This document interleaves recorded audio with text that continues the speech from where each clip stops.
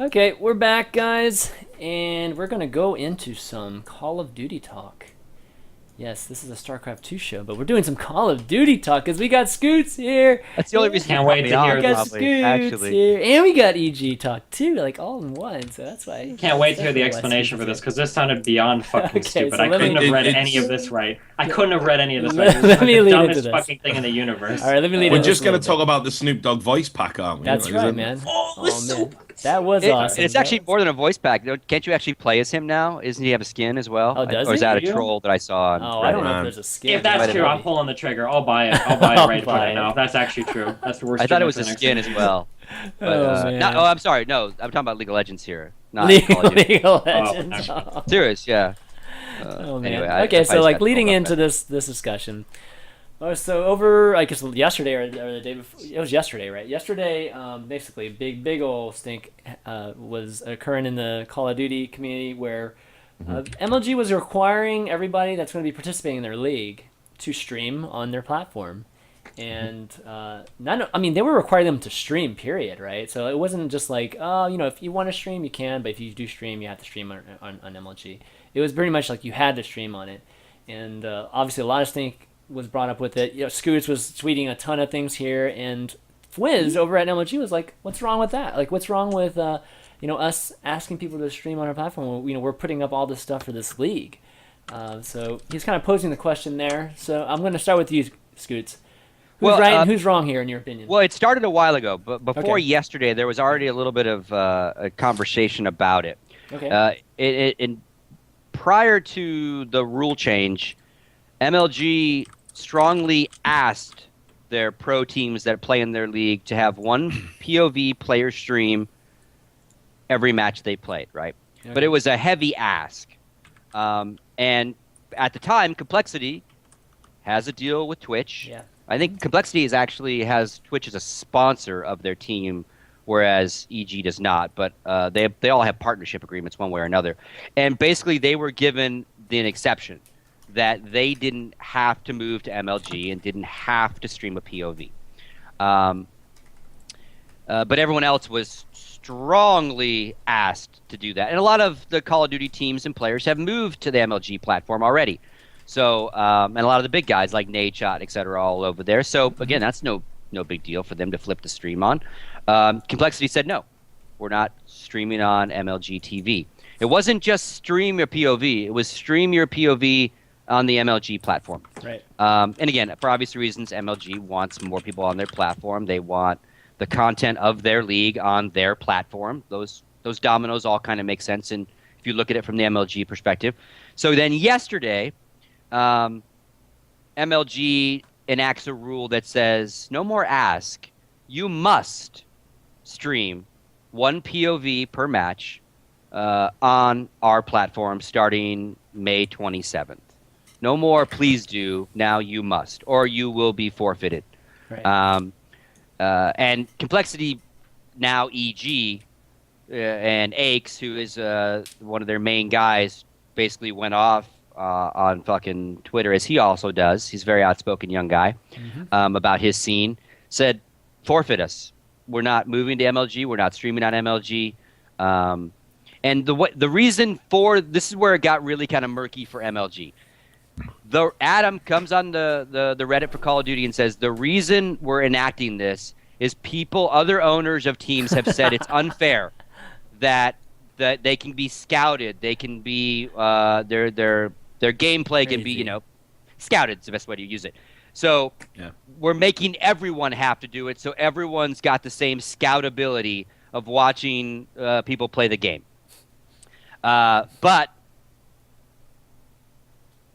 still have to only stream on MLG. Of course. Not so. If they only really Right. cared about scoutability, they should let EG stream wherever the fuck they Of want. course, Maybe it's right. Hitbox, maybe it's Twitch.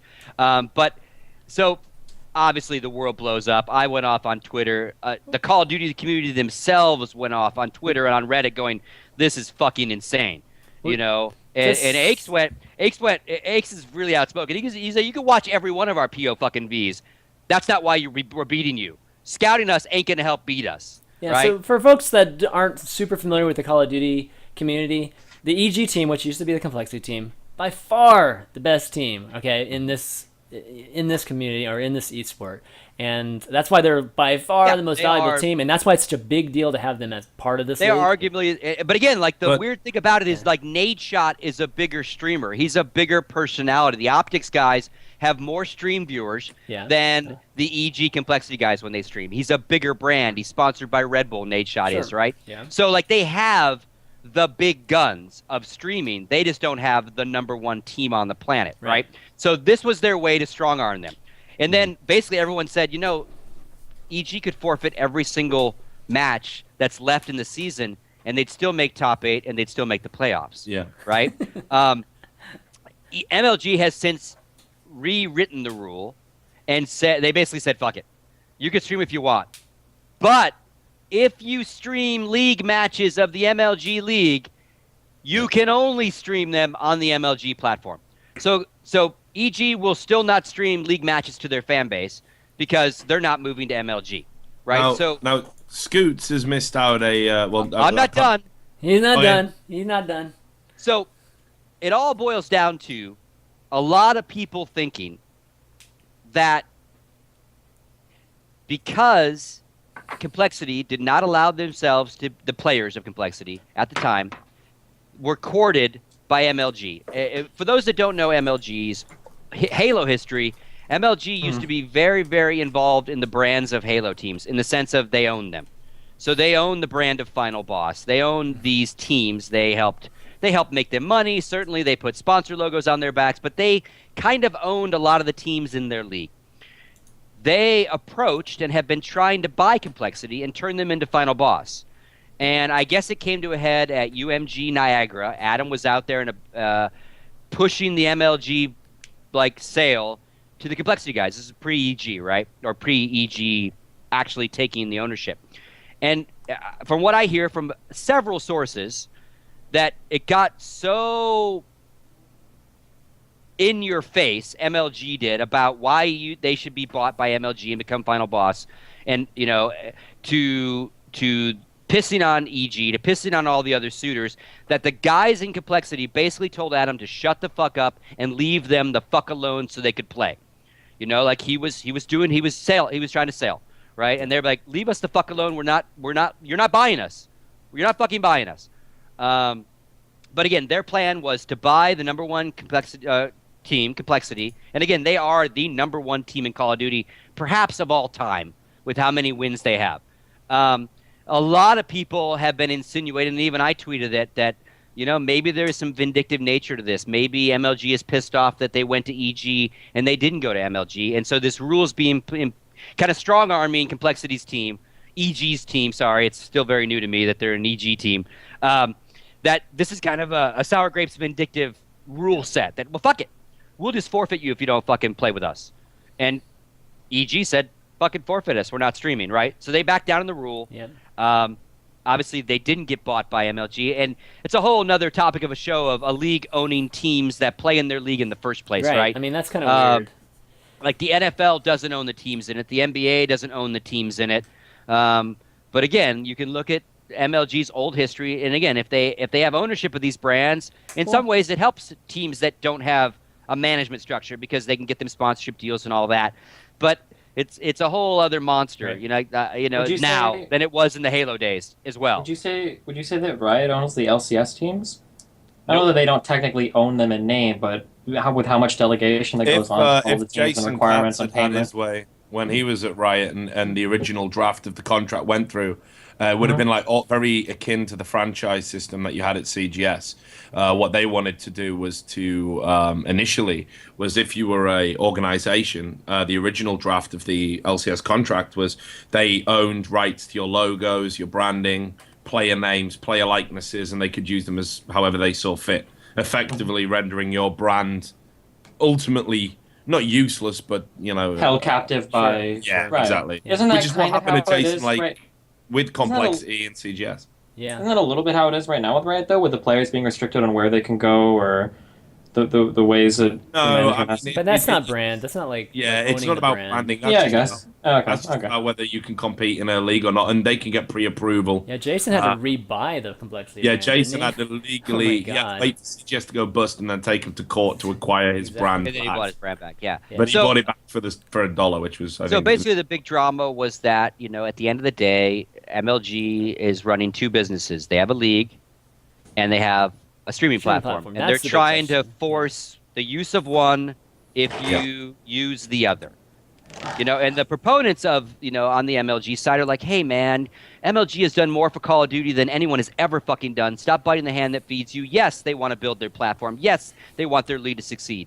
The other side is going, if you let EG stream or Optic or whoever the fuck, wherever they want, if they're streaming your league play, you still get the nut. You still get the love. Yeah, you don't get the viewership numbers. You can't add that to your PowerPoint. But they're playing in your league. That exposure is better than no exposure. But basically, they flipped the rule and said, do whatever the fuck you want, but we own the rights to the league, so you can only stream on our platform if you choose to stream league play. So it kind of got muddied within like 3 hours of the rule. Right. So, and again, some people, they have a valid point. Like MLG has done more for Call of Duty than anyone else. But they're also these teams the have ones that have the rights to stream Right. Call of Duty. If other people could, maybe other people would be throwing a lot more tournaments too. exactly. So it's kind of this double-edged, like, well, yeah, they are because they Right. can, Richard, and no one else can. I got to be honest as well, Scott. I think right now, just to follow on from that point before I go into my sort of various deranged rantings, is that I think right now MLG keeps having these losses in the eyes of, they seem to, every game they're touching at the moment, they don't seem to be there a year later. And I think they really need to preserve and retain COD. I think right now they need COD more than COD needs MLG, especially with all the reports about COD's popularity and whatnot. I think you're right. But the players don't get that. That's the thing. Like, the players... Yeah, they are. I read on the forums, I read on Reddit, everyone was like, oh, we really need MLG. Perhaps we should kowtow to their whims. And I'm thinking, guys, you don't realize what actual strength you have right now, because MLG are, there's a chance that they're not going to do any more Dota tournaments. The whole issue with the international moving and them having to cancel an event, that's been hugely problematic for them. Obviously, there's the no love lost in the StarCraft community, although that's, there's been some minor reparations there. League of Legends, obviously, they didn't want to, get involved with the whole LCS situation. So we're rapidly running out of realistic titles. And the last thing MLG want to do, in my opinion, if they want to remain relevant in this space, is to end up like a CPL, where it's like, hey, we'll run an awesome tournament and pretend your game is esports viable if you pay us a shitload of money, because that was the beginning of the end of CPL.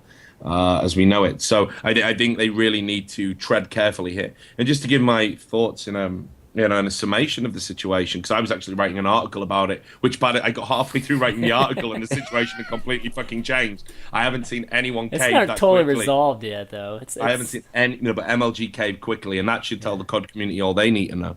But anyway, so my summation on it is that, first of all, it's been a PR disaster for MLG. Absolute fucking PR disaster.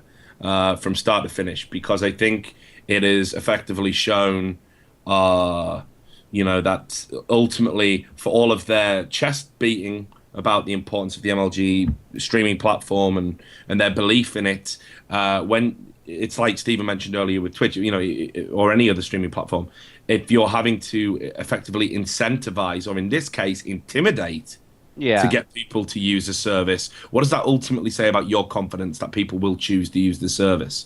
So I think just flat out, it's bad from a PR perspective, and they've handled it completely wrong. I mean, and the flip-flopping as well, it makes them look weak. I think the community's lost a lot of respect for MLG, which is dangerous waters to be treading in. I'm also very interested in the legality of it all, because as people will know, I do like to dabble in such matters, and what we've got here is I'm going to say this phrase. It doesn't get talked about a lot in esports, but it's absolutely true, by the way, that they did aggressively approach Complexity's COD team. They were very vociferous in their pursuit of them, and they absolutely did want them to be final boss. And this is verifiable, and the players have said it now. It's in the public domain. So what we've got here is potentially a case of what is called tortious interference. Which is when, in common law, it's known as intentional interference of contractual relations. And to give a definition, which I've just quickly pulled up on Wikipedia, so I'm not obviously reeling this off the top of my head, so I've got my glasses on, dead giveaway. It says, tortious interference with contract rights occurs where the tortfeasor convinces a party to breach the contract against the plaintiff, or where the tortfeasor disrupts the ability of one party to perform its obligations under the contract, thereby preventing the plaintiff from receiving the performance promised. And that's absolutely what MLG were engaged in. When they approached the team, they were really giving them the hard sell. I've talked to the people involved at the time, and fair enough. Complexity have ended up at EG now. That was all done legitimately, as far as I'm aware. All the approaches were above board. What MLG did, potentially, had they still been Complexity's team, Complexity would have a very strong case for some form of legal redress. So I think MLG need to really think about how they're treading, because that's a terrible precedent to set as a business that should absolutely know better. So for me, I think it's very interesting. I'm kind of a little bit saddened it didn't spiral a little bit further out of control, because I'm a drama whore and I love it. We definitely haven't heard the last of it yet. And just for my final point, I think perhaps the funniest part in all of this was seeing Alex Garfield of Evil Geniuses label them a cartel. Yeah, him his little secretive little tweets, right? The picture and then the cartel definition. It's like, damn. I gotta say, I gotta say that's ridiculous to me that EG would even have the gall, that Alex Garfield of all people would have the I'll take these off, have the gall to kind of point out that someone else is operating like a cartel. Wait, I thought you just got on the good list. You're about to like they're listening, you're gonna get on the bad list again. Didn't you just get cleaned up and you're good? The good God, you list, commies are all the same. the good list is good. It never happened.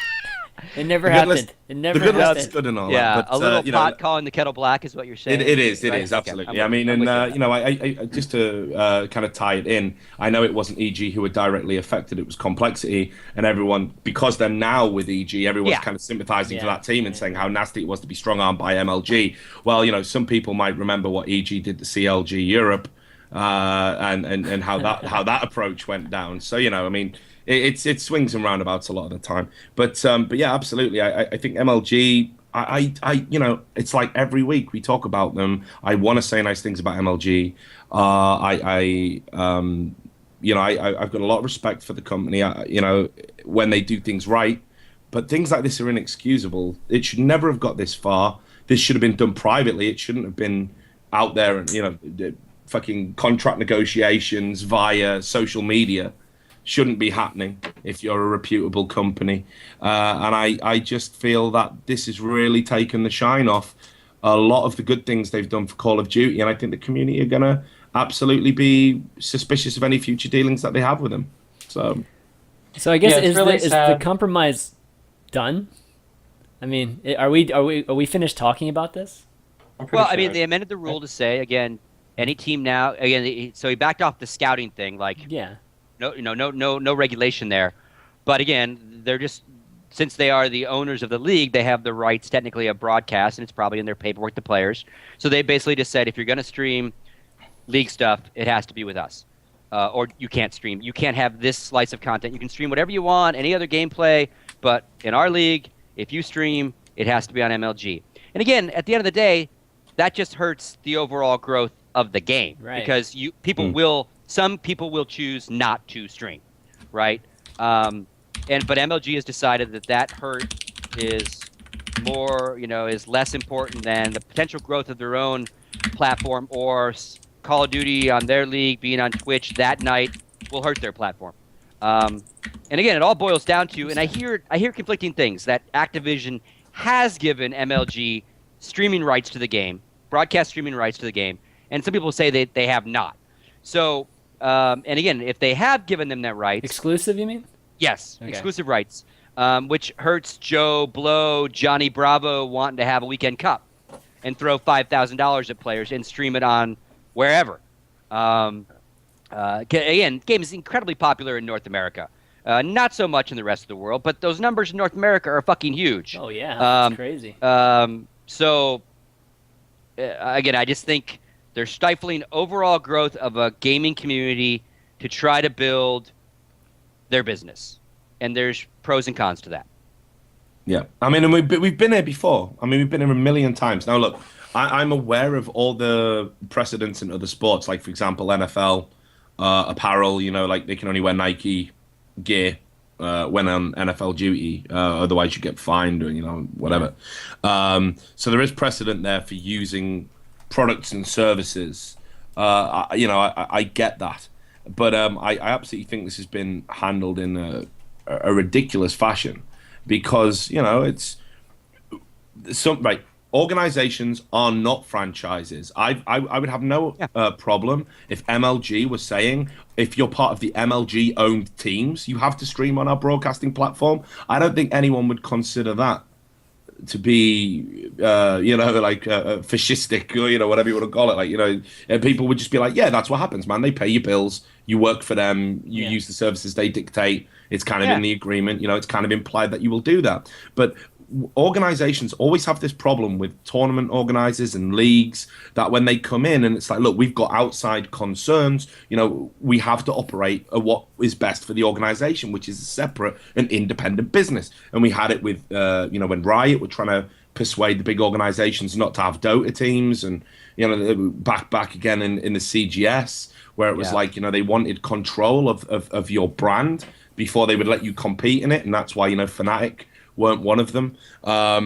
It's a ridiculous situation, and I would expect people that have been in the game for as long as MLG to have an understanding that organizations have got to do what's best for them. They've got to operate in a way that's best for them. And if Complexity get a better deal from Twitch, then fuck you, MLG. Offer us something better, or that's the nature of the business. We got to eat.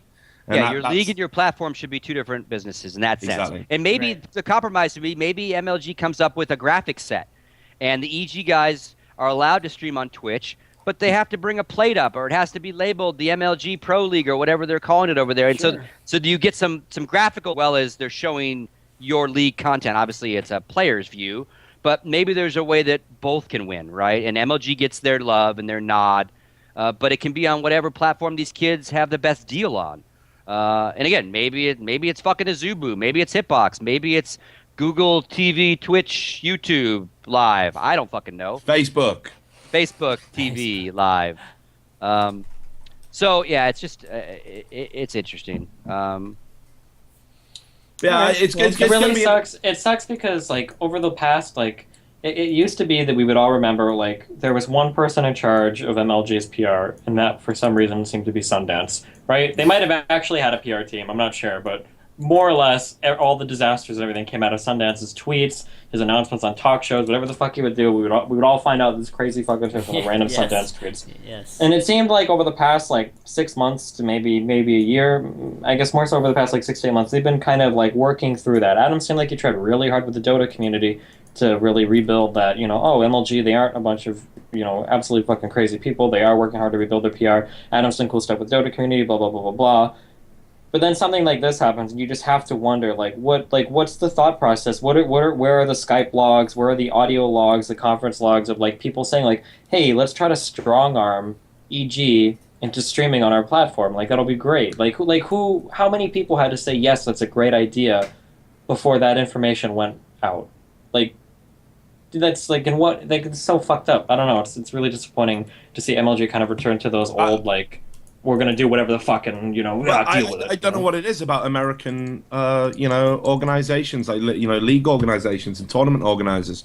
It's once they feel there isn't that much competition, they do behave in such a ridiculously OTT. We've got the monopoly, so we can do what the fuck we want fashion. And ESEA were notorious for it as well in the Counter-Strike community, and are still doing it. Even recently, they had an issue arise. But it's also But again, you communist bastard. I know.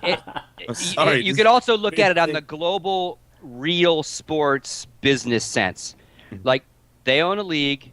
They own the broadcasting rights to the league. Not anybody and their mother can go stream an NBA game. Not anybody and their mother can walk into a World Cup stadium in Europe and stream a fucking World Cup match. There's rights to it. So that's the card they're playing is our league. We own the rights to it. If you want to broadcast it, here is the platform. So that's global. That is not American. Yeah, But they're strangleholding everything else, buying teams, owning it, like they're monopolizing who else can play in the sandbox. That I'll give you. But the broadcast rights thing, I kind of get, because, again, that is very much real sports globally. Yeah, and I think I have, as I said, I don't have so much of an issue with that part. But yeah, it's weird. I just don't understand the whole need to strong arm people. It's much better. And we see it time and time again. It's much better to sort of make people want to work with you rather than telling them they have to. Because as soon as a real competitor comes along, everyone's gonna just jump ship because you were an asshole. And in MLG's defense, they are still doing StarCraft. It will be at Anaheim. They have said that yes, this Dota event had to be canceled for obvious reasons, but they're not done with Dota. So again, they play differently in the sandboxes that the globe plays in, right? Like these other games, right? A lot of people do Dota stuff. A lot of people do StarCraft stuff.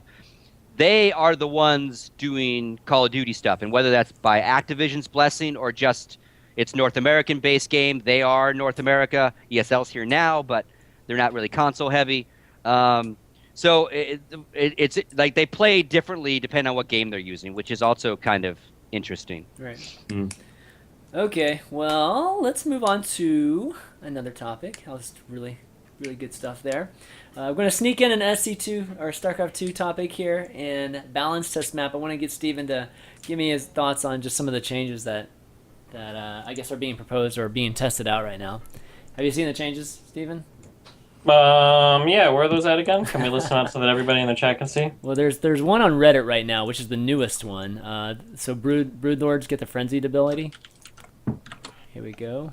That's my favorite ability in the game. He doesn't even know what the hell he's Wait, saying. what, Don't get listen what? to anything. Oh, proposed Brood Lord changes. Yeah, so Brood Lord there's two gains the sets. Frenzied ability. Yeah, so that's brand new, actually. What was before being tested on the balance test maps currently were just spore crawlers are going to have their biological damage decreased from 30 to 10 actually, and then Hydralisk damage were going to be increased by 4.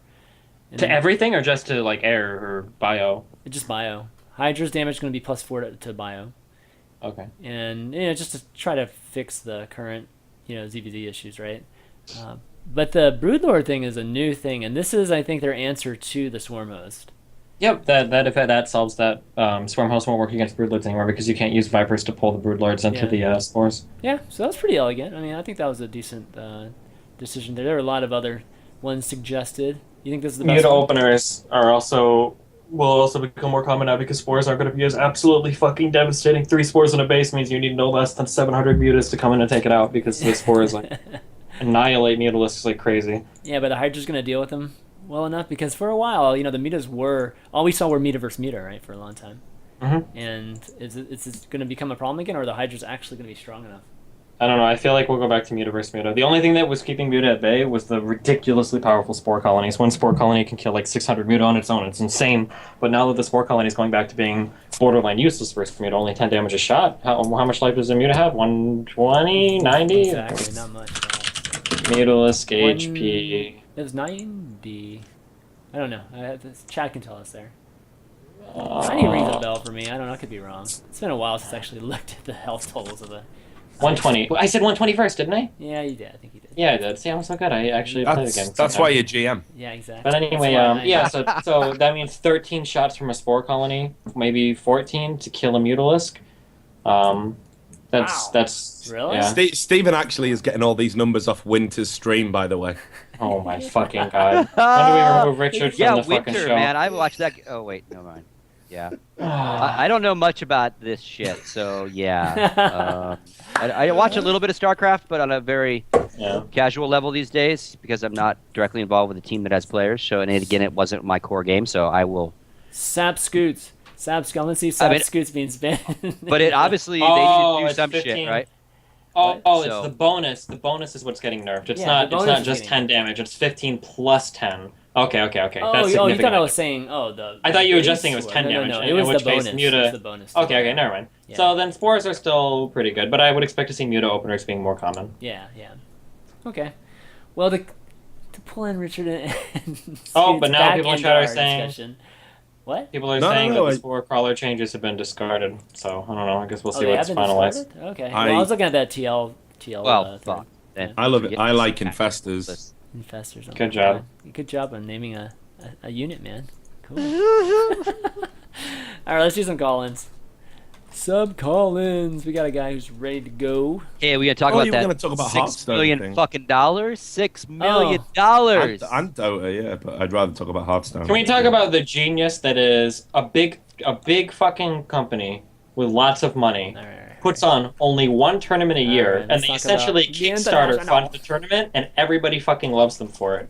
What Did a you not good read deal. the comment last week, Stephen, where they there was a comment basically saying for Destiny to dismiss the international as a Kickstarter shows what a disgusting fucktard he is or whatever. So Wow. I'm just this is what I mean. Are you Disgusting. just I mean- Disgusting. tread I mean, I think carefully? it's a really good idea. Tread I like carefully. it, but I mean, essentially, it is right. Like, I mean, give us some money, we'll give you like a thing, and then we put the money. towards- I wouldn't disagree with that as a description. Yeah. But I mean, Well, yeah. it's a Kickstarter that's started by Valve. I mean, that's kickstarted by Valve actually, and then it's But Kickstarters sometimes don't happen. Kickstarters are based on maybe a product developing. Oh like, yeah. this- sorry, sure. this is Indiegogo. different Sorry, in that Indiegogo. sense, right? and Maybe I should just say crowdfunded then. Yeah, Yeah. it's definitely crowdfunded with a killer compendium as your reward, plus helping esports. But yeah, they're making. I mean, $6 million prize purse. They're making what 12 million now is how much Valve is making out of this, or something like that. Not I could be wrong on the numbers. No, not 12 million. No, No, no, it's no, some no, no. insane thing. It's, Yeah. Valve is- here, let me bring up. Valve's cut is huge. Where's the where's the I just want actual- them to put it all in the bank for the next couple months and give the interest to Counter Strike. We'll just live on your fucking interest, Dota guys. I'm cool with that. Live on the interest. Yeah. All right, let me go I to thought Valve Cybermax. took 75% cut of Cybermats. contribution. Where's Cybermats? I thought that was the official number. I'm looking at Cybermats there. Here we go. All right. So 16 here million. it is. Let me Stand in get you guys chat. over here. And again, they will obviously they have high production value. Yeah. That is not cheap. They have to rent the venue. That is not cheap. But it's all going to be There you paid. go. I mean, they're But definitely going to be they're profitable. in not. this They thing. are They're going be to make profitable. money on the event. Yes, they are gonna make Absolutely, money. They will not spend all this money on the event. They will make money. So they have cleared the That's 6 okay million. though. They are a business. I mean, last so that week- just means they'll do it again, which is good. Well, they've done it like three times or 2 times now, right? So There's last going week, to be last week it problems was for 5 smaller million. events, though. If they maintain that 75% model. I mean, like I was looking at the numbers on that Cyborg Matt site the other day because I was going to think about maybe having a punt at writing an article about it. Oh, like prize distribution. Yeah, because so Valve takes 75%, and then obviously there's 25% left over for the tournament organizer, like on the ticket sales model, right? So out of that, I'll just make sure I've got this right. So out of that 25%, what most tournament organizers do is put 50%. So let's just go off $10, right? So if you've got $10 for a ticket for a tournament and you buy into it, and Valve have took $7.50 straight away, Yeah. then you've got $2.50 left over. Now, if you put in 50% of that $2.50 you've got left over, Valve will match that 50% like for like from their money, and it goes into the prize fund. So, you put $1.25 in, Valve take $1.25 out of their $7.50, Sure. they keep the money, blah, blah, blah. And this has led to, I think it was Valve across the 12 sort of smaller tournaments have cleared something like, not the international, just the 12 sort of small tournaments, that are either the 6 that have finished or the 6 that are ongoing now, have cleared something like 1.7 million. But the tournament organizers themselves have cleared something like $100,000 between them. Really? Yeah, and that's I've got the numbers on a spreadsheet, but that's basically there's of course another problem as well, because when you've got that 125 left over, the $1.25 that we're going to operate on, you've then got to give a cut to the content creators that make the items that you give away bundled with the tickets, and the very best content creators have all unionized at the top, and they take typically about 40% of that. So once you whittle it away out of, say, for example, again, a $10 ticket, you're probably taking home, 80 cents for the actual tournament organizers. And this is why that 75% model, if it's enforced across all of it, it lends itself heavy to things like Dream League and things that are online. But things that have got actual costs, like live events, like ESL1, they're going to not make a lot of money at all. And I think they would probably prefer it if the 75% model wasn't 100% enforceable on everything. But again, it's a work in progress. So I've got no doubt a Dota fan will be mailing me shit that's on fire, or threatening to cut my head off, or whatever the usual nonsense happens whenever I talk about Dota. But there's definitely, it's not if you apply it across the board to the whole ecosystem, I think we're going to run into some problems later down the line. It's a great model for the international, great model for online leagues, but I think people who run actual live LANs in the traditional sense, they're not making a lot of money from Dota 2 at all, and that could put them off running tournaments in future. Yeah, people in chat are saying that the cut for the creators is 25%, not 45 or 40%. Oh, right, okay. So but your point is basically that it's still very little. That is, I mean, if that there should be a discrepancy or a difference in the cuts for a live hoster versus, because the costs are heavier than someone who's simply doing an online only tournament. And that's what I mean. That's fair. So I think people. I think people don't realize that, the online leagues, for example, don't have the massive overheads. They're doing a lot better from this sort of 75% model than people that are running. But we're still complaining about a cut of free fan money. I know, exactly. Right? In that sense, because it is free. So there you go. So even though all of these numbers are publicly available, there it is. There's the streaming chat that says it's all wrong. It's all wrong. I am just talking about the ticket system. I'm not talking. I did say that. I'm not talking about anything else. But there you go. It's all wrong. It's all wrong. So again, no point in talking about it. But if you go on the Cyborg Matt's site and look at the numbers yourself, you'll see that that's actually right. So I guess the question is do the organizers get paid anything from Valve or from wherever? How are they getting money outside of this ticketing system? Well, yeah, that's Richard's point.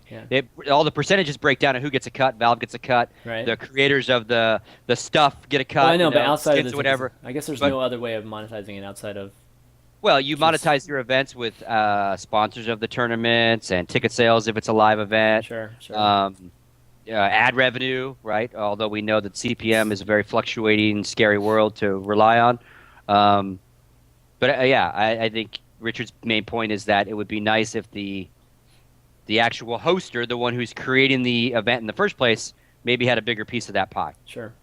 Yeah, because I think the spectacle of a live event. I mean, don't get me wrong. I think things like the Dream League. And again, in your defense, you're not talking about the international. You're talking about all these. No. This is just about. This is a tangential point to the international. Things like Dream League and StarLadder, where the bulk of it's kind of online and stuff. It's a model that absolutely works for that. But I think we all agree, live events, the spectacle of it. I'm sure ESL1's going to be absolutely awesome. In a football stadium and everything. And I think even I may attend that event and probably get shanked to death. Well, you're a communist guy. Probably. Well, yeah, communist and League of Legends. That's it. I mean, some redneck Dota fan's gonna fucking murder me. Look at the last hit on you. He'll get the last hit on me, then wrap me in a Confederate flag and piss into my, I'll piss on my dead brain, right? So, which will be a great way to go. It's the way I'd always envisioned. But anyway, so I just think if there was a different model there applicable to people that were hosting live events, I think Dota would have a much brighter future, than it already does. But anyway, we can certainly move on and talk about the international now. I mean, it's and again, just to end on that point, 6 million. Phenomenal prize pot. So there you go. What do you think is going to get up to? I mean, we're not done yet. We're not done yet. I mean, last week we were looking at 5 million. So now we're looking at 6 million after a week. Are we going to get to 7 million? I mean, I saw some people tweeted yesterday, like, how cool would it be if, and I don't know how the overall has to break down, but if first place ended up being $1 million a player. We could get there. Not obviously minusing whatever a team takes or a manager takes, but what is it right now? It's 2 point something for first place, and again, that's based on. No, it's 3. Is it 3 now? But, yeah. But Valve hasn't said the actual breakdown yet, right? That's Cyborg Matt going off of last year's breakdown of Yeah, as percentages? of TI3, sure. Okay. Now, will they change that? Will they, with this much money, will they? Because it would be nice if they like just brought it down a little bit, right? Brought it down a little Spread bit. the love a little bit. Yeah, Yeah, like yeah, trickle yeah. trickle down economics, if you will. I don't know. It's not bad. 1.3 It's still for not bad. second. Yeah, 600 for third. Crazy. I mean, it's like insane. Crazy. Even 8th place is like better than any tournament. 91,000. I'm doing those Counter-Strike Go tournaments. I'm like, we're at $500,000 this year. Woo! And I'm like, fuck, my God, that ain't shit. I just want the interest. Like I said, just give Counter-Strike Go the interest. God, how many people is that's bought it? That's like hundreds of for I mean, 200,000. if 16 million in the 200,000? bank for like 3 months. What's the interest on something? mine is They could 1.6. invest. What if they were to invest 1.6, all of it in Dogecoin for 3 months, and then they could Oh, cash out? Jesus. And, So over. So Go to not 2 fucking quite NASCAR 200,000. coming soon. and they could use the Dogecoins to tip you on Twitch now, since apparently that feature's coming soon. Yeah, that'd be interesting to see. I wonder if that's why YouTube wants to buy them. It's because of the Dogecoin integration. Big selling point. Big selling Exactly. point. Okay. And again, well, then they buy Reddit. It's full circle. yeah, Reddit and by Reddit. Oh my God, that's The image. If you follow, Instagram. if you That'd be follow much the cheaper, meta, man. if you follow the meta between the cryptocurrency communities at all, the Bitcoin community is so insanely fucking butt blasted over how successful the Dogecoin shit has become. Like Dogecoin obviously started out as a big fucking joke, but like it's probably one of the most popular cryptocurrencies, one of the derivatives of Bitcoin to come out so far. And I mean, it's beyond like sponsoring the NASCAR bullshit and like, I mean, oh man, it's pretty funny seeing Dogecoin grow to like such a big level. Well, and the coolest thing about it is the guy's pit sign, you know? They have a sign they hold up when the guy needs to pit. Oh, the upvote It's a fucking error? upvote, man. It's an upvote. It's Reddit an upvote. upvote? It's an icon. Really? Fucking That's hilarious. awesome, dude. Yeah. That They is are pretty having some awesome. fun with that shit. That's great. Yeah. Fucking NASCAR needs it. Trolling NASCAR. Good shit. That's right, man. And Okay. obviously they slammed the vote, so he got on the All-Star ballot, right? And Oh yeah. Danica Patrick Did is all he buttered really? over it and shit, you know? Oh, yes. Crazy. Power of Reddit, man. Fun shit, Seriously. man. Power of social media and Reddit. All right, let's take some calls. Here we go. You boss. I have to fix this though while we do this. All right, you boss. He's gonna. I guess he's apparently called in climbing a ladder many times in the past. But what's up, you boss? Hey, whatever. Hi, guys. How's it going, man? Welcome to Unfiltered. You got a question for us? Yeah, sure. First of all, shout out to SirScoots because he saved the moment. I was gonna barge in with a Dota 2 question and ask why you guys didn't have a segment on that. You but that's screwed cool. him. You screwed him. No, that's cool. That's cool. It's better this way because it cut off my question for Hal. Anyway, so yeah, so the 6 million milestone, obviously, that's pretty amazing as a standalone thing. Mm-hmm. But how does that? My question is how does that impact actually the rest of the esports scene? Because before TI3 was around 2 million something, and before that the LCS also reached 2 million, so we were like fine with having that kind of top 2 heavy esports scene than the rest, right? Yeah. Now with 6 million, obviously the mainstream media will be impressed, right? But if we want to ideally impress and go mainstream, there should be like some equivalence all across the scene. But at the moment, if this event will attract the mainstream in a huge way, what does that leave the expectation of the rest of the esports scene? Like, where's that the CS:GO go? Where does the StarCraft 2 go? I mean, yeah, it's pretty good, but doesn't that create a marginalization in some way? And yeah, so what do you guys think? All right, that's a good question. Who wants to take it? I think I think you bring up really valid points because it can create this us and them mentality within these games, right? Like Because that doesn't exist already. but it just exacerbates it, right, Stephen? Because it does exist. Sure. I think mainstream press getting wind of it is fucking awesome because again, mainstream seems to think that we're all one sport. We're esports when we're very different sports, right? We are basketball and hockey and football and golf, and these guys never fucking watch golf. They think golf is the stupidest, most boring fucking thing ever, but they watch NFL football or they watch football in Europe, right? So I think it does shine the mainstream media very briefly on us. Like, look what these fucking crazy kids did playing video games, $6 million. I hope what it does is it sends a message to the other developers that aren't Valve to start doing this with your game because it's all about fans caring, right? And Valve seems to be the one that is all over this crowdsourcing thing. They do it in Counter-Strike Go as well. You know, get a skin, open a case, esports money. But Blizzard should be doing this kind of shit. League should be doing more of it. You know, again, tap your fans for shit. Maybe they won't give you any money. Maybe they will. But like, if you give a good product, and again, the compendium is a cool thing. If you're into Dota, supposedly the compendium's a really fucking cool thing to have. I'm not into Dota, so I don't have a compendium. So I hope that within our world is the message that gets sent out by Valve going, this shit works, man. Give something good for your fans, and they will give something good to give to your players and to us. You know, because obviously Valve is making fucking money too, right? But it does create this. My fear for within Dota would be like, well, these top teams will go, well, really? It's only $100,000 first place? It's only $50K first place? Not going to play in it. You know, will it create this big ass divide, right? Of the teams not caring because it's like more what we're used to, lower stuff. There's only one international all year though. So Yeah, to be fair, I don't see Keep that it that happening. way. If you're a really good team and you've got the ability to compete for that money, then I mean, also, and if that does happen with the people that are finishing at the top, that actually might be a little bit of a good thing. If you've got a tournament the ability to run a tournament for $10,000 that doesn't have the fucking best players in the world playing in it, that's really cool. Because like it never worked that way for StarCraft. We never had that much money, even at our prime. I remember one of the biggest complaints. It was so fucking dumb. You could go and fucking like you could be like, all right, I'm a good Masters player. I'm ready to sign up for this $15 playhem, and you would see like fucking GSL people, like GSL like Code S people would be winning all of those tournaments. Like fuck. So like if the people like that were PC actually Revival or Ragnarok or yeah, something every exactly. single like, week. These On people those like things. winning these like $50. You're like, come the fuck on. So like if those people be like, you know, it's just not enough money. I mean, yeah, it's actually kind of cool for the lower people, you know. So here's a question: if we did see more developers or even just like a lot more organizers for Dota doing this sort of thing, and this kind of compendium thing was just the norm, would TI ever get to this kind of this kind of level again from the same player prize money and the amount that we're seeing just from the compendium sales? I don't know if it would really impact on it because the internationals kind of become such a super strong brand, and people commonly refer to it as the Super Bowl of esports now.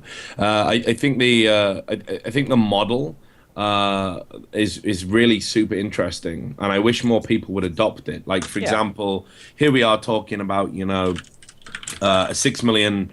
Fucking dollar tournament. We're talking about a ticketing system that helps sustain an ecosystem, which is, successful for the most part, apart from a few things notwithstanding. But it's certainly it was a new way of doing things, a way that hadn't been explored before. And then what nobody's talking about is how like a Blizzard WCS contract is the fucking kiss of death. That if you want to basically have a Blizzard WCS sort of broadcasting contract, you have to have other broadcasting contracts and you have to filter the money in. That's why NASL isn't here. That's why GOM isn't going to be here. No one's really talking about how other developers are really failing quite hard. It's not just Valve are exceeding, other people aren't doing what they should be doing. And I think that's I wish other developers would certainly look at this model and think of ways that we can get communities to effectively crowdsource their own events, because I think that would take out a large chunk of the problem that we've got with Blizzard, which is they're a hugely bureaucratic organization, and that's well documented. And even if they had more money to spend, which we all know they've got money, Blizzard Activision certainly has. It's whether they can get it from point A to point B before fucking 10 WCS seasons has finished.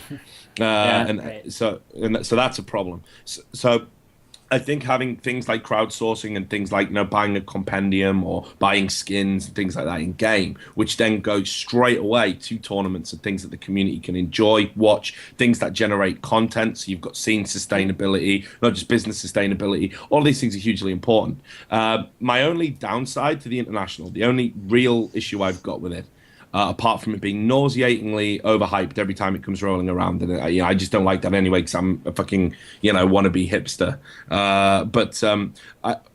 We had a big problem with the mainstream media that whenever they would come into esports, they were interested in one thing and one thing alone: how much. Whenever you talk to journalists from mainstream TV networks or mainstream newspapers, they all you say the same thing. They can earn how much? Really? What the fuck? That was what they were interested in, the number. And as esports developed and became more sustainable, and you had things like the LCS and WCS come up, and it became less of an issue, the number. It became about the profession. Right, and you play in a season and you're in a team, and it was this more interesting stuff. People started to see how it was related to mainstream sports. With the international, we're back to talking about one thing: the number again. And I really worry about what that does for mainstream coverage and how that's going to impact on more mainstream coverage as we move forward. Because, you know, what's it going to be next time around? There's no reason to think it couldn't hit 10. And all of a sudden everything pales into comparison. Yeah, and all there. Yeah, and all the lazy journalists that just want that one easy story to sell esports to some fat asshole who's never heard about it before and picks up a paper because he wants to know why he should hate Obama or insert politician of choice this week. But you know, sees a little human interest story about esports, all they're going to see is the number, and that's all people are going to think about. So it's a dangerous culture to foster. But you know, it's been a hugely successful model for Valve, a hugely successful model for the Dota community, and I don't think either of those parties should be concerned about such big picture issues. Okay. Yeah. I mean, like, this is like the way that the compendium works. Like, this is like a very, very rare win-win-win-win situation. Right. Like, everybody wins with this. Valve wins because they get a fuck ton of money. The players win because they get to compete for a huge prize pool. The viewers win because they get to see an awesome fucking tournament. And the people that play the game win because they get real value out of the compendium. It's not just a donation. It's the ability to donate for something, or not to donate for something. It's the ability to purchase something. I really don't see any good reason why other businesses or like other esports games wouldn't embrace this mentality of funding tournaments with open fucking arms. Like, so the only requirement, I mean, we're talking about the developers and stuff that, you know, having, like, they should do it too, and some of the things that they would need is to build in, they would have to build in some content, right? If we're doing skins, if we're doing, you know, some I mean, cool observing like kind of Riot, thing. I mean, for Riot, it's already there. They could sell a new. Yeah, I know they did all those things, but let's just, like, For talk Blizzard, about, talking about Blizzard, right? So Blizzard doesn't have any of these things. Yeah, so they do. No, well, they don't have anything built in necessarily. They don't even have a purchasing system to buy skins and stuff in StarCraft 2. Like, talking about StarCraft 2, all right? Sure, I mean, you've already got skinned units. You've already got the whatever the voice assets are that they use for the in-game shit. I know they have all those things. Swap out. It's just imagine swapping files. I know they have all those things. I'm just saying that the ability to, the infrastructure there is just, it's not there. It's right. But even if Blizzard said, look, if you buy this special trinket that we've created and you go to BlizzCon, or you buy the virtual BlizzCon ticket, $2 of that, and you get this special trinket, goes to our prize purse. Yeah. They would be woefully surprised how big BlizzCon would get for a prize seriously. purse. Well, so they You don't have to do the compendium. There's lots of ways to crowdfund. That's kind of what I was trying to get towards. It's like, what are other ideas that wouldn't necessarily require them to do that much or anything? It's so sad in an age where everybody tries to milk the ever-living fuck out of anything ever. Everybody always does that. There are no ways where I can throw like That's fuck, it. like in the one area, like fucking milk me. Like, let me buy a fucking stupid skin. Let me buy a retarded fucking voice pack. Just let me put money towards anything. And if it could go towards WCS, fuck, that's like 20 times better. You know, like, jeez. Because again, BlizzCon should be their international. If we're talking about big tournaments once a year, they should be offering those fans some way to throw fucking money at the screen to have a bigger prize purse. Because the prize purse is the hardest thing to fucking get. Imagine the stuff that they sell. The stuff that they sell in their store, overpriced as fuck anyway, right? Like, we all know, we've all bought shit at BlizzCon before, right? It's pretty fucking expensive. Imagine if they were to figure out a way to, like, they bump prices, but what'd you say? I said any. Yeah, sure. Any kind of imagine they bump prices by like 1 or 2%. And then you know that in buying like BlizzCon swag, you know, part of the money goes towards the tournament. Like, there's so many different ways that they get. That would be something external to the game, which they can do, and that would be cool. That's what all I'm saying. It's just like brainstorming about stuff that's external, because who knows when they're going to do it, right? I mean, I know with Hearthstone they have the ability to at least type in a code, and then all of a sudden you have access to a card, so they can kind of do it in that game. But let me pay for a name change. Yeah, just add something like game change. Yeah. just one quick thing. Like, the idea of the compendium is correct, but partially in the sense of the rewards are not just items, but basically decision in changing the game itself. Like adding the new modes and adding, like, customizing more things than just getting skins or something, which is really working on towards stuff like making new music, alternate voices. And by the way, the compendium stretch goals got updated if you want to check. But basically, there are a lot of things that go way beyond just skins. In the sense of the community feels they are actually helping in development of the game itself, which is even more than just getting rewards, I think. Yep. Yeah. All right, Very valid point. boss. Thanks for the question, man. Good Thanks. one. Thanks, guys. Later. All right, let's. Okay, we got one more. Fear Dragon wants to ask a question here. Hey, Ravi, you there? Yeah, hey, what's up? Hey, what's up? This is Fear Dragon. Welcome to Unfiltered. You got a question for us?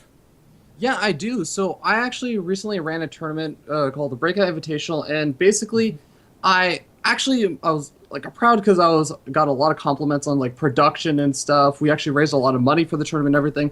But despite all like the kind of compliments we got on the tournament, we ended up only really getting around 450 viewers across the 3 days that we ran the tournament. And I think part of that, the weakest link was sort of that I was casting it, kind of a nobody, as well as like a couple other like amateur casters. Although we did have like Rifkin from Base Trade TV and Tempo StarCraft. Right? Yeah. Yeah, exactly. But I was wondering, like, do you think that there's anything that new tournament organizers can do to get like higher viewerships than say like 450 or 500 people You're without talking about concurrent, having? or are you talking about total? Oh, You're talking concurrent, right? concurrent. Yeah, Okay, sorry, concurrent. okay. Concurrent viewers, like without some sort of big name like an In Control or a Day 9 or whoever, like even a Mr. Bit or whatever, like backing it.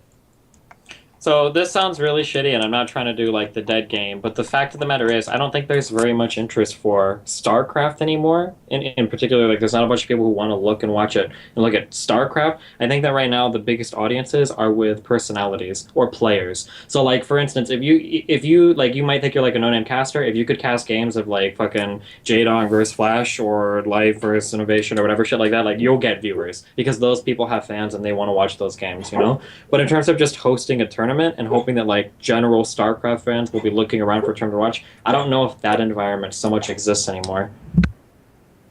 Okay. Yeah, the fever, that's- I think, just to watch anything and everything has definitely gone away for that particular game. Yeah. Yeah. So And that like- sounds really shitty, but like, who are like your star players for this tournament? Like, who are the most recognizable, or was it just Masters or GM? Hendrillus So- won the whole thing, right? Yeah, so the idea of the so I'll go more into detail for it. Basically, the idea for the tournament was that it was supposed to be about up and coming North American like players, like up and coming talent. So it definitely kind of feeds into what you're saying. Like it's not a Yeah. lot of big name players. Like there's no like really big ones outside of Hendrilisk, who people kind of know about, but he hasn't really until recently hasn't been getting any results. But yeah, like I think one of the things that again, like I'm sort of more proud of this is that I feel like we had pretty good production and we had pretty good we had pregame interviews, postgame interviews, we had like really good player intros and everything. Again, we like more than doubled our prize pool just through like viewer donations and everything. So do you feel like that kind of stuff, like what? So I guess I think it's not that- even, yeah. Go ahead. Like if your production and everything, I didn't even have to watch to know this. If everything you would have been 50 times worse, but you would have had like In Control casting, you Right. probably would have had like 4 times as many viewers. Like it really Exactly. sucks and it's really shitty Yeah, to say, yeah. but I mean with the current fan base of StarCraft 2, like it pretty much all revolves around players and personalities and not so much like individual. Like you would have to build up a name for yourself for people to want to come and watch it, I can even tell you firsthand, Ravi, or Future Dragon, that this is a cause that I've taken up in the past, and I still feel strongly about it. So I do respect what you're doing for a lot, and trying to build up the grassroots side of it, doing events for this. You've been doing it for like a year now, I believe. Yeah, right, it's with been the- about a year now. Yeah. And it's really great, but Steven's right. Like even my experience with it, it's in myself, my platform, not even big enough to even carry it. Is that you have to have names, you have to have people that the community wants to see, and unfortunately, it's conflicting with what you're trying to accomplish because you're trying to create people that people want to see. Yeah. Right. So it's gonna be part of the cause, and unfortunately, if you're gonna do these things, and it's cool that you're getting the production and all this process down because you can use it in another way later, right? But the end result to a breakout tournament is never gonna be a lot of viewers, just because, right? Just Yeah. anybody knows. And Hendrix, you having Hendrix in there is actually really good because he's actually he's pretty known, right? If I was to give you some, Yeah. if I was to give you some ideas to kind of sort of bypass the problem you're having, and you can't like say secure a big name caster because of fees involved or whatever. Well, I actually just want to really quickly interject here, Lewis. Yeah, no worries. Because I actually did reach out to like a bunch of casters like for the season 1 stuff. I mean, I never really signed any like confidential agreements or anything. But like Total Biscuit was like actually really really helpful, like willing he's to the do guy. stuff. But Yeah, he's the guy we should ask. he was unfortunately like ended up being busy. Obviously, he had his own stuff going on this season, so he said he couldn't do anything. Right. other people. Like I reached out to Day 9, like all these. I've reached out to a bunch of people, and actually last season I had Axel Toss casting for the grand finals. And they've all been like super helpful without ever even like hinting that, oh yeah, can you pay me for this? Like everyone's been super helpful. So I just want to interject that and say like, yeah, people have been awesome. yeah. It's not because of that. Well, helpful's one thing. I mean, and giving advice and stuff. I mean, I argue we've all got a responsibility to do that, regardless of who we are. But I think one of the things that you could probably do moving forward would be, for starters, if you're talking to people like that, I would say, why aren't they tweeting and really trying to use, even if it's just 5 minutes of their time on social media to sort of maybe leverage you a few more viewers. If they really give a shit, not to speak bad about, TB or Day 9 or anyone like that. But just that's probably something I would do as a matter of course, if I had any Twitter followers. So there's that. But I think as well, one of the things that I think would get people's attention is, if you can high five somebody in for like just one game here or there. Yeah, so do a final boss. Do a final boss. Like it's you casting. It's you casting and friends, and you never know what's going to happen, and it's unpredictable. And 1 minute, maybe TLO comes on and does a game or something like that, and so you can get a Rhett can come in, and I'm sure Stephen would love to do some more casting. He's always super psyched about that. So you could high five a few people in, and the other thing I think that's really underestimated is by tournament organizers is format. And I don't think a lot of people realize you can actually get more viewers by having a bit of a, if you're a small tournament, and, I get that you might want to do things professionally, but try and do something a little bit innovative with the format, and then people will watch it. I've seen a lot of, 1v1 tournaments in League of Legends that have particular stipulations, things like this, and it generates a bit of hype, like the best Lee Sin NA tournament, which is still talked about now, in League of Legends, even though it was just some small, because all the top players signed up to it. Just, and the games lasted, like, in some cases, 15 seconds. Like, but it was an interesting format, and it did really well and had a lot of viewers.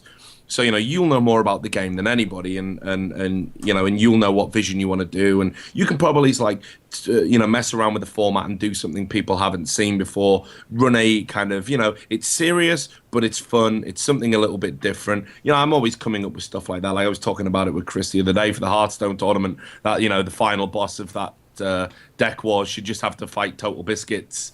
Legendary deck, 30 legendary deck right at the end, and little things like that can go a long way into giving your tournament specific identity, and it's that uniqueness that gets you fans and helps you build a brand. So unfortunately, there's no getting away from the fact you've come a little bit late to the sort of StarCraft table. Everyone's fighting for scraps now as it is, and you're going to have to really have particularly sharp elbows and a lot of upper body strength to even get a piece of that. So what you need to do is think about, what can I do differently to get people's attention? And I think if you focus on that, I think you can be successful. Yeah, but getting the process down, all those things that you said about production, really important, because when you want to actually just move that process to something else, like some different type of event, you'll have it, right? And you'll have it refined, and you'll know how to do it, and it'll just help you in your endeavor to do this more grassroots type of thing. But like they said, even the top guys now in this industry are scrapping for things. So you can imagine just the up and comers. There's just a